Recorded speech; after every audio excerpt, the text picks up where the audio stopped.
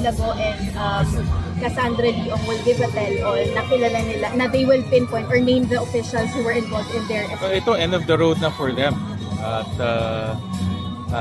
may mga dokumento na would connect both of them to the Pogo Hub in Porac and in Banban. And this is the end of the road na eh.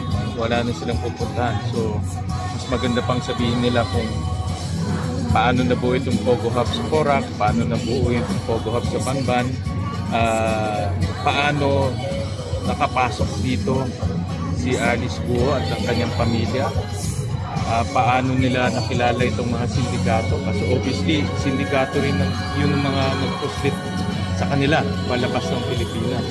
So maraming mga connections na dapat nilang sabihin para makafile ng magandang kasong gobyerno, makulong itong mga tao.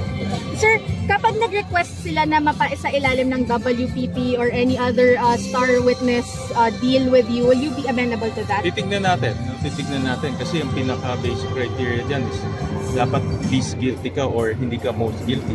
So titignan natin yung takbo ng hearing at yung mga evidence natin. So yung reports na nasa Malaysia daw si Alice Golding ng Mapalis kasi yung info. Ang huling information namin nasa Indonesia siya, sa Bantan, Indonesia. At doon kasi sila nag-book ng hotel.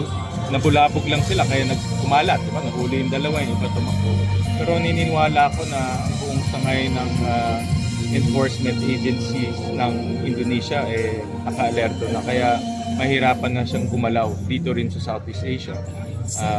So kanina yung mga ASEAN ambassadors nakausap ko at sabi nila naka-alerto na rin yung kanilang mga otoridad. So mahirapan siyang gumalaw ngayon sa ASEAN. So yung sinasabing reported na destination niya sa Golden Triangle siya, mahirapan siya makarating? Possibility yun. Possibility, pero para sa akin tingin ko mahuhuli siya sa Indonesia.